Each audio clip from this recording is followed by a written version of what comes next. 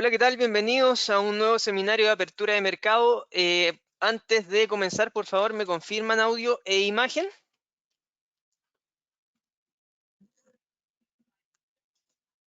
Muchas gracias, bienvenidos a todos. Perfecto, muchas gracias. Bueno, yo voy a hablarles un poco de lo que está pasando, ponerlos un poco al día con respecto al mercado, mientras ustedes me comentan ahí los instrumentos que les interesa ir analizando. Ya, con respecto a noticias de mercado, hoy día tenemos las nuevas peticiones de subsidio por desempleo que acaban de salir hace un minuto y salieron, imagínense, 6.650.000 solicitudes, muy por sobre a las 3.500.000 que fue la previsión. Y por sobre también a los 3.200.000 que fue el dato anterior. Imagínense, 6.500.000. Ya, perfecto. Miren cómo han aumentado las peticiones por desempleo en Estados Unidos. ¿Ya? Esto es un gráfico desde el 2016. Por lo general andaban en 200.000, 300.000, muy estable, 200.000. Y el mes pasado, o sea, la semana pasada, estas son semanales, se dispararon a 3.200.000 y esta semana tenemos 6.650.000 nuevas solicitudes de desempleo esta semana, ¿ya? Duplicando el récord de 3 millones de la semana pasada. Ya empezó a salir la información en distintos medios ahora. ¿Ya? Así que bueno, es una clara señal del efecto del coronavirus en la economía, ¿ya? El rally de acciones parece, de cierta manera, haber llegado a su fin al no haber subido y superado los 2.630 el SP, que fue el rango que estuvimos viendo. ¿Ya? ¿Qué es lo que está pasando? El coronavirus sigue siendo el protagonista del mercado, ya van casi 1 millón de contagiados, probablemente mañana o ya hoy día en la tarde ya estemos en el millón de contagiados a nivel global, y el epicentro sigue siendo Estados Unidos, ¿ya? De hecho, Nueva York específicamente está retrasando el pic. Se esperaba que el pic de infectados fuera la segunda semana de abril y Nueva York hoy día lo retrasó a la última semana de abril, con todo lo que esto significa, ampliar las medidas de alejamiento social, ampliar las cuarentenas y obviamente todo lo que eso implica para la economía. Ya, si lo hizo Nueva York, probablemente lo empiece a hacer otros estados de Estados Unidos. Ya, por otra parte, hay un debate entre la inteligencia de Estados Unidos y China. Ojo, entre la inteligencia, no entre el gobierno de Estados Unidos y China, sino que entre la inteligencia de Estados Unidos y China, que acusa a China de haber maquillado los números de contagiados y de muertos y que las cifras oficiales deberían ser al menos el doble de lo que comentaron, ¿ya? Así que los analistas ante esas dudas vuelven a dudar de la recuperación de la economía. Ya hay bancos de inversión que ya están dudando con respecto a si la recuperación de la economía va a ser vigorosa o va antes de un repunte fuerte de la economía, va a venir un proceso de estancamiento. Ya, las solicitudes de desempleo en Estados Unidos no nos generaron muy buenas noticias y mañana tenemos el dato de empleo no agrícola en Estados Unidos, que es el dato más importante del mes y el que genera más movimiento, más volatilidad.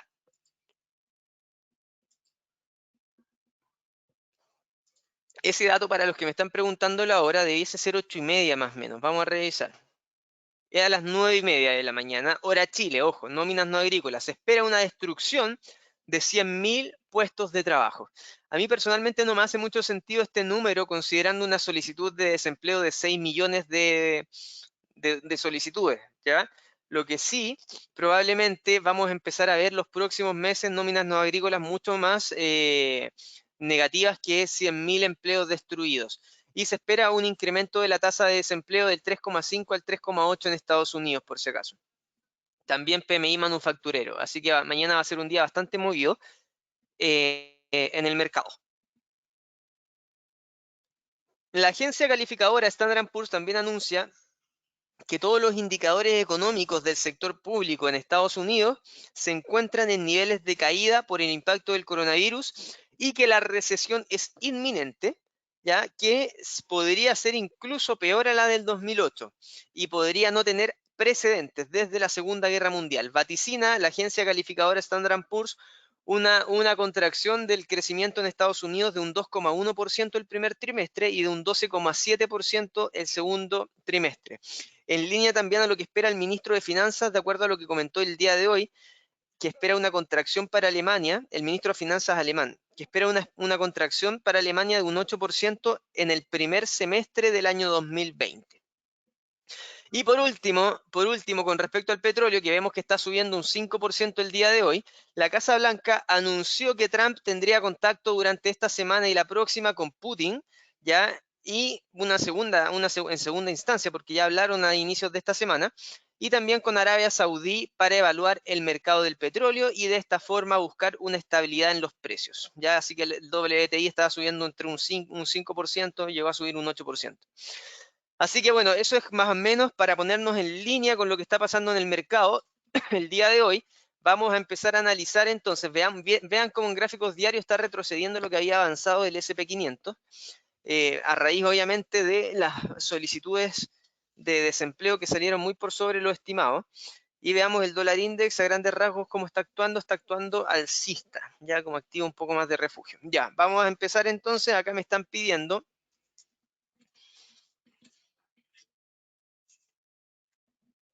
Sí, ahí Antares me dice que salió el dato. Efectivamente, Antares, sí salió. ¿Qué más tenemos acá? Confirmado ya, ok. Me piden entonces SP500, perfecto. US100, DAX. El australiano dólar me están pidiendo. La libra dólar.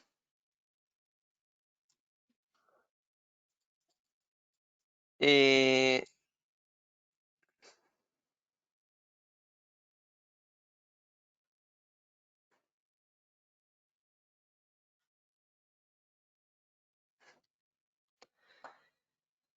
el US, ya perfecto, el US30.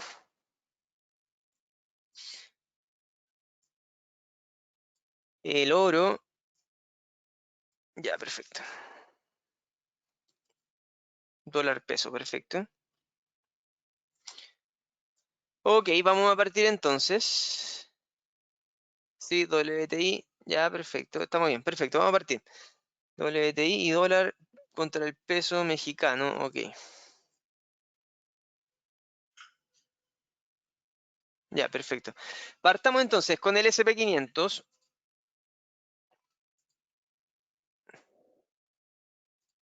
Acá, ¿qué tenemos? Ya, nivel clave. El nivel clave, de hecho, a mi juicio, sigue estando en torno a los 2520, que es la banda del medio de Bollinger. Fíjense que antes la banda del medio estaba en los 2630. Por eso teníamos esa zona clave. Y a medida que fueron pasando los días, obviamente el precio y la media empezó a tender un poco más a la baja. Y en esa situación estamos. Fíjense que se está empezando a tornar ya rojo el mercado. Vamos a verlo en corto plazo. Tenemos, ojo, este es el nivel clave que tenemos nosotros, los 2470. Si consideramos que está por debajo de 2470, lo más probable es que vaya a buscar la zona de los 2300 como primeros objetivos, incluso 2225. Pero para eso veámoslo en corto plazo. Veamos en gráficos de una hora cómo llegó al techo de Bollinger y empezó a caer, ¿ya? Así que lo más probable es que en el muy corto plazo, ahora, en gráficos de una hora, esté buscando la zona de los 2447. Ya, así que estamos bajistas el día de hoy con la renta variable.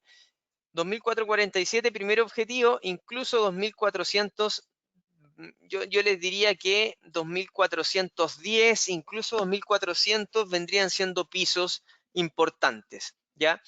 Para el que pueda venderse y pillarlo en 2500, ideal siempre y cuando mantenga un stop loss por encima de los mínimos anteriores, en torno a 2520. Si yo vendo en 2500 con objetivos de stop loss en 2520 y take profit en 2410, resulta un muy buen riesgo retorno, ¿ya? Así que tenemos que seguir pensando en caídas en el mercado. No han terminado las caídas probablemente. Ya la economía nos menciona y nos hace ver y hace notar a través de los datos macroeconómicos que las cosas no están bien, por ende el mercado no debiese empezar a subir todavía. Ya no hay ninguna solución. ¿Por qué ha subido el mercado? Por las inyecciones de liquidez de los bancos centrales, de los gobiernos. No es porque se haya llegado a una solución o porque el virus esté controlado en lo absoluto. ¿Ya? Así que mientras no se controle el virus, tenemos que seguir pensando en caídas, tenemos que seguir operando a corto plazo y siempre con stop loss bien acotados para no estar arriesgando mucha parte del patrimonio con esta volatilidad. ¿Ya? Así que cada vez que veamos subidas, idealmente estar tomando posiciones de venta. Ya en este caso entonces 2500 serían las mejores posiciones de venta con un stop en 2520 y en 2411 un take profit. Luis me pregunta si en 4 horas se puede considerar doble techo.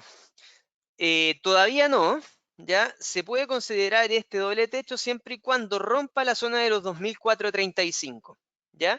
Porque el doble techo no se considera cuando llega acá y empieza a caer, sino que cuando rompe el neckline. Ya en este caso, podríamos tomar esta amplitud y proyectarla desde el punto de ruptura, y eso nos estaría dando un precio objetivo en 2240. ¿Ya? Todavía no podemos confirmar un doble techo, pero es muy probable que se dé, siempre y cuando rompa los 2435 hacia 2240. ¿Ya? Hay bancos de inversión que están hablando de los 2000 puntos, otros de los 2050. Pablo Gil, que es nuestro economista jefe, está hablando incluso de los 1800 en su último informe semanal. Fíjense lo que está haciendo, algo súper importante hoy día, el Nasdaq, disculpen. Está rompiendo su nivel clave. El nivel clave del Nasdaq está en la zona de los 7.480 aproximadamente y lo está rompiendo. Con eso me daría posibilidades de caída incluso hacia los 6.750 que son los mínimos anteriores o muy cerca de eso. Vamos a verlo en gráficos de 4 horas. A ver, en 4 horas, idealmente, si es que vemos algún rebote, estar vendiendo en este nivel. En 7.660 estar vendiendo con un stop loss en torno a 7.720. ¿Por qué? Porque acá el precio cortó la media y acá ya se está consolidando debajo de la media. Entonces probablemente veamos un ataque alcista hasta esta zona para después seguir cayendo y que empiece a utilizar la media como piso, o sea, como techo. Fíjense en el RSI, que me está indicando caídas absolutamente. No, en ningún momento se está dando la vuelta o está rompiendo las directrices bajistas, en ningún caso. Acá sigue cayendo. Así que muchas probabilidades en el corto plazo de ver al Nasdaq en torno a 7.357 como primeros objetivos y segundo objetivos, esta zona de pisos anteriores en 7.000 puntos. Entonces tenemos caída hasta 7.350, 7.000 puntos y 6.750 en gráficos de 4 horas. Ya, con respecto al DAX, retrocediendo también, ya, fíjense lo que hizo ayer el DAX. El DAX lo que hizo fue marcar un mínimo decreciente. Estos mínimos de acá estuvieron por debajo de la zona de mínimo de los 9.400, ¿ya? Pero rebotó en esta zona y empezó a subir y entró nuevamente. Así que ahora otra vez está probando la zona de los 9.400. ¿Qué haría yo? Yo veo más caídas que subidas en la renta variable, entonces me inclinaría más por una caída hacia al menos la zona de los 9.323. Y si es que rompe esa zona, ya me da una caída adicional. Esto sería una especie de triple techo o incluso un canal bastante lateral que estaba lateralizando entre los 9.004 y los 10.000 puntos. Entonces, en ese caso, yo tomo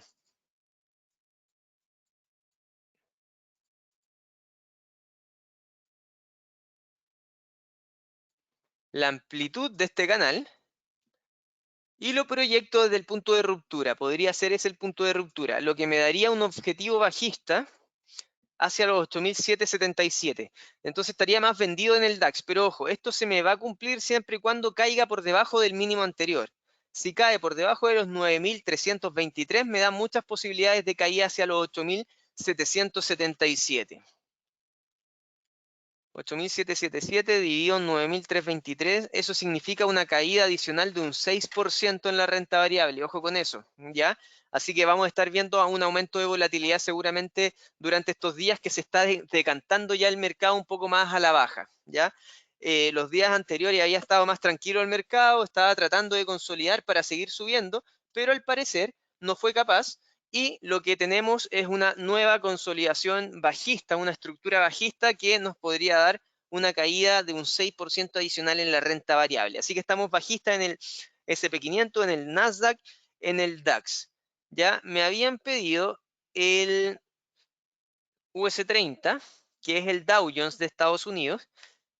Acá, mira, que finalmente se comportan bastante similar toda la renta variable de Estados Unidos, ¿ya? Entonces, analizar uno es como analizarlos todos, pero ya que me lo están solicitando, lo vemos, no hay problema.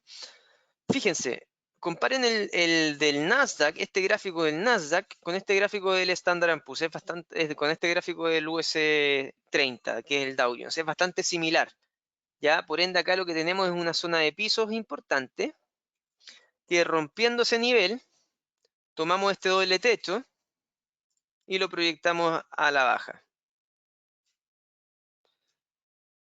Entonces, si cae el Dow Jones por debajo de los 20.500 aproximadamente, nos estaría dando una posibilidad de caída hacia los 18.617, que eso sería 18.617 dividido en 20.542,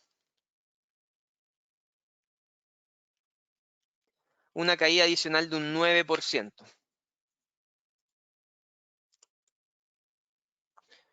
Hola, José me pregunta por qué el petróleo está volviendo a subir. Es lo que comentamos en un inicio del seminario. La Casa Blanca está anunciando que Trump tendrá contacto con Putin y con Arabia Saudí para evaluar el mercado del petróleo y de esta forma buscar una estabilización de los precios. Vamos a verlo, pero en un rato más. Tenemos que ver todavía las divisas. Ya eso con respecto a los índices bursátiles, así que estamos bajistas el día de hoy, sobre todo después de que salió el dato de las solicitudes de desempleo en Estados Unidos que siguen marcando récord históricos. La semana pasada 3 millones de solicitudes por desempleo, esta semana 6 millones de solicitudes por desempleo. ¿Qué tenemos acá? Dólar Index. Dólar Index sigue su objetivo alcista hasta la zona que tenemos marcada en el 38.2 de Fibonacci, en los 100.336 aproximadamente. Ya, así que seguimos comprados, los que compraron en torno al 61.8 tenemos que seguir comprados, idealmente que vayan subiendo el stop loss. Ya, si compraron acá cerca del 61.8 podrían dejar el stop loss por debajo del 50 y de esa forma ya nos vamos cubriendo. Así que muchas probabilidades de que el dólar siga siendo un activo refugio que nos lleve hacia los 100.336. Y si vemos subidas en el dólar index, seguimos viendo caídas en el euro dólar hacia el nivel 23.6 que tenemos marcado en 1.08456. Así que eso no ha cambiado mucho. Seguimos yendo a buscar esos niveles, seguimos alcistas en el dólar index y seguimos bajistas en el euro dólar.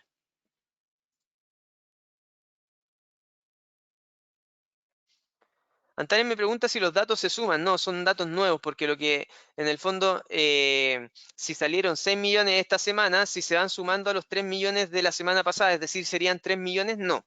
Ya son 6 millones nuevos, porque lo que mide son las nuevas solicitudes por desempleo de una semana hacia la otra. Ya es decir, en las últimas 2 semanas han habido 9 millones de solicitudes. Con respecto al australiano dólar que me estaban pidiendo, ojo al dólar canadiense que vimos ayer. Habíamos dicho que esta era una zona de compra con un stop loss en estos niveles y take profit acá arriba. Ahí se está dando, ¿ya? Así que ojo a eso. Me voy a tener que cambiar de gráfico. Vamos a ver australiano dólar. A ver. Si tenemos un dólar fortalecido, tenemos probabilidades de caída en el australiano contra el dólar.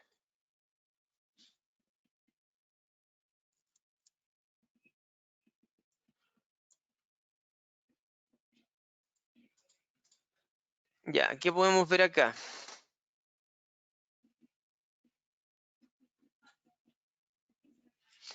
Podríamos estar viendo la ruptura de una tendencia alcista que pueda partir de acá. A ver.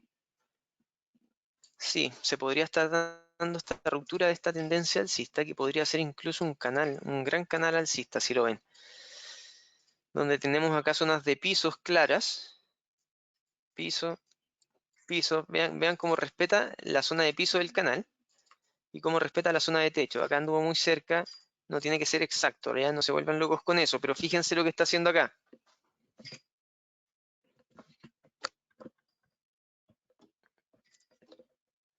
acá está rompiendo. Ya, perfecto. Entonces acá lo que podríamos ver, si agregamos unas bandas de Bollinger, probablemente está en la parte de abajo y hay poca volatilidad. Pero ojo, está rompiendo esta gran estructura alcista. Si ponemos un RSI, fíjense que podríamos tirar incluso un RSI alcista también. Y que nos podría estar acá anunciando una ruptura. Ya, perfecto. Acá me pregunta Luis, y es una buena pregunta justamente para este caso. ¿Cómo puedo ver si es que es una falsa ruptura o no? Una buena forma es esperar que las velas vayan cerrando, ¿ya? Porque esta vela, que es de gráficos de 1 hora, me está mostrando la última hora de cotización. Si es que en la hora cierra la vela, pero cierra sobre esta directriz, es una falsa ruptura. Por el contrario, si cierra por debajo de la directriz, es una ruptura que te ya da una ruptura real, ¿ya? Obviamente, mientras más lejano el gráfico, más te va a confirmar, ¿ya? Por ejemplo, si yo pongo acá gráficos de 1 minuto, no tiene la misma validez la ruptura o la confirmación de la ruptura que si fuese en un gráfico diario, ¿ya? Pero es una buena forma de ir viendo las rupturas y también ir ayudándote con el RSI. Fíjate que el RSI fue piso acá, fue piso acá, fue piso acá, y acá está empezando a romper a la baja. El RSI nos va adelantando lo que está haciendo el precio. Si es que vemos caídas por debajo de esta directriz alcista, entonces lo más probable es que esto continúe hacia abajo, y en ese caso podemos tomar la amplitud del canal y proyectarla desde el punto de ruptura. Y ahí tendríamos ya un piso objetivo en el australiano dólar en torno a los 0.58215. ¿Ya? Así que estamos bajistas hasta esos niveles, idealmente estar vendiendo siempre y cuando mantenga un stop loss sobre los máximos anteriores, sobre unos 0.61310. Entonces sería un riesgo retorno aproximadamente 1:3, si no lo veo mal. 1, 2, 1 es a 2,5, una cosa así.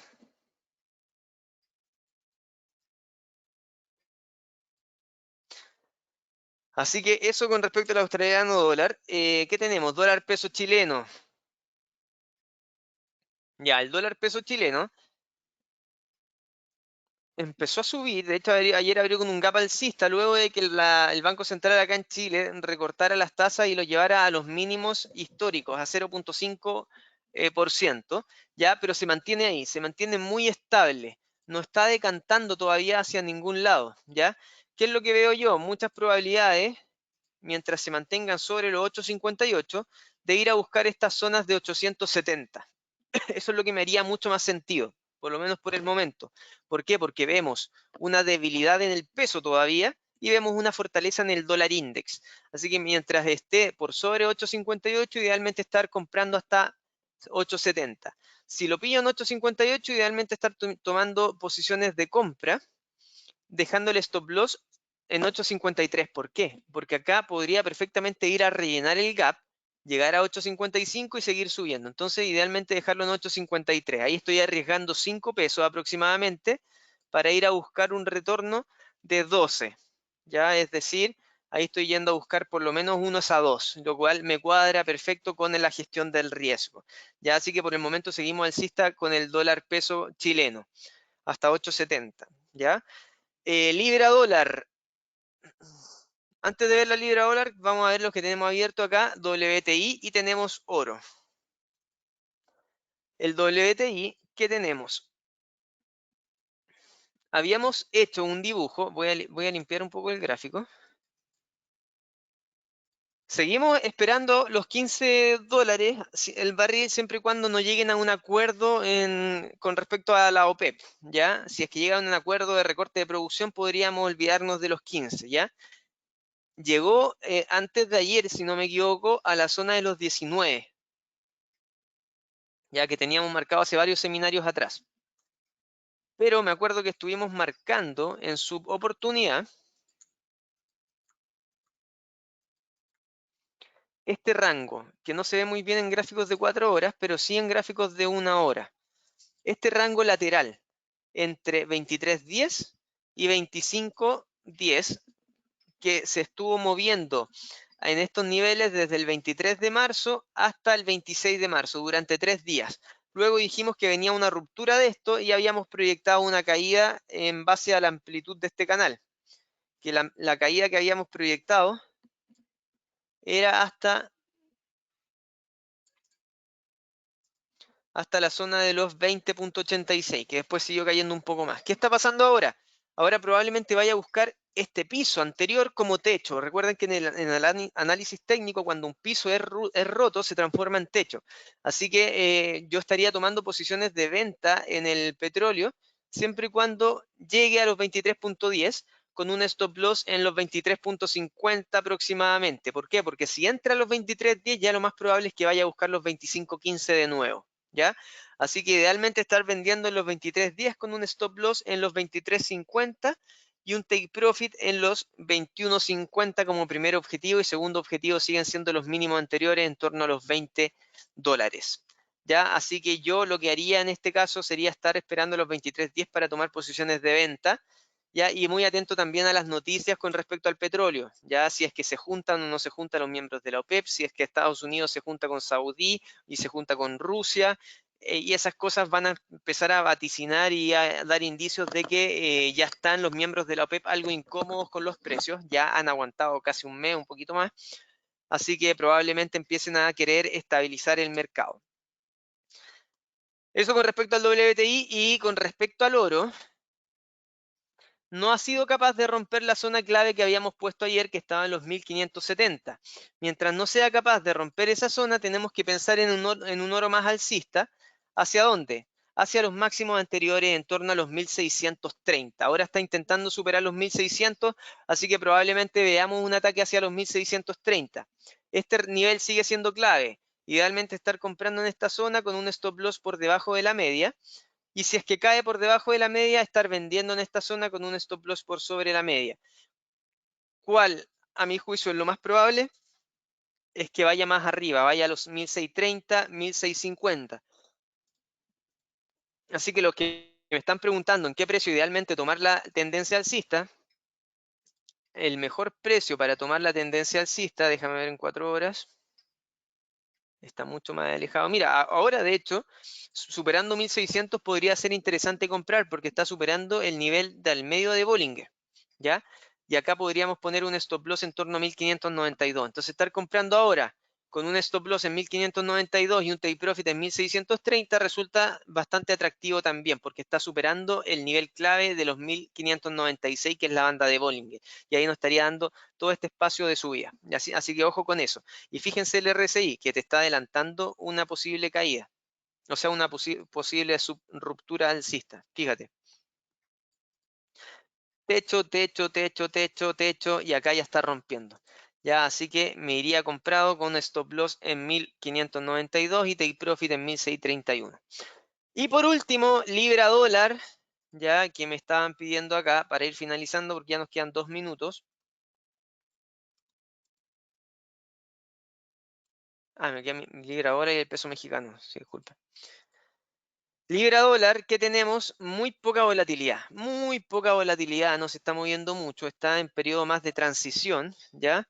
Fíjense, los últimos 4 días han dado en un rango muy, muy corto, muy pequeño, ¿ya? Pero aún así se ubica por sobre los 1.21212. Mientras esté sobre esos niveles, tenemos que estar pensando en los 1.29, un ataque a esa zona. Veamos qué nos dice el RSI.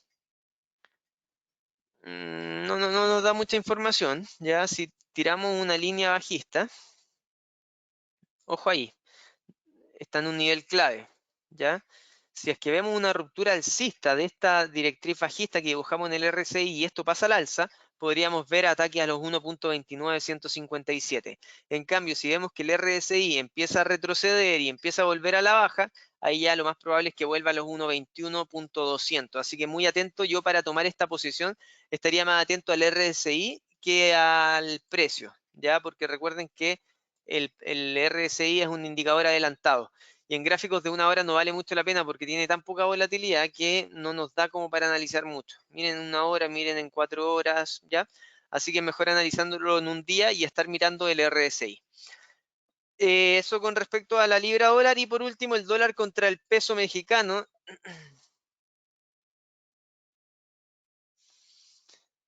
Habíamos dicho, si mal no recuerdo, que continuaba con una tendencia alcista. De hecho, no lo tengo abierto. Bueno, que continuaba una tendencia alcista después de que evaluáramos la subida de esta tendencia. Habíamos dicho que había rebotado en la zona del 38.2. Ya, de hecho, esto quizás lo podría tomar de un poco más abajo. Sí, desde acá. Ahí está bien tirado porque es para ver la tendencia completa. Acá rebotó desde el 38.2 y está superando la zona de los 23, del 23.6, que son los 23.80. ¿Ya? ¿Qué es lo que tiene que pasar acá? Tiene que superar esta zona. Esta zona ha sido una zona de resistencia bien importante. ¿Ya? Está formando una especie de triángulo. Si se dan cuenta, ahí tenemos una especie de triángulo que se está formando. Entonces tendríamos para comprar idealmente con objetivo a los 25,4899, tenemos que esperar una superación de la zona de los 24,6982. ¿Ya? Esos son mis niveles clave. Idealmente estar comprando en esta zona, en 24.6982 con un take profit en 25.4899 y en este caso dejaría un stop loss en 24.3546. La tendencia alcista continúa. Mientras no pierda el 61.8, esta tendencia alcista tiene que continuar, ¿ya? Así que estaría comprando en esta zona siempre y cuando supere estos niveles, porque acá estaría marcando máximos crecientes y me da una mayor confiabilidad para comprar hacia los 25.4899. Fíjense cómo va marcando mínimos que son crecientes también, así que la tendencia sigue siendo alcista. Ya, estimados, tengo que dejar. Roberto, te pego una llamada para que no te preocupes y veamos el Bovespa. Los dejo ahora. Muchas gracias.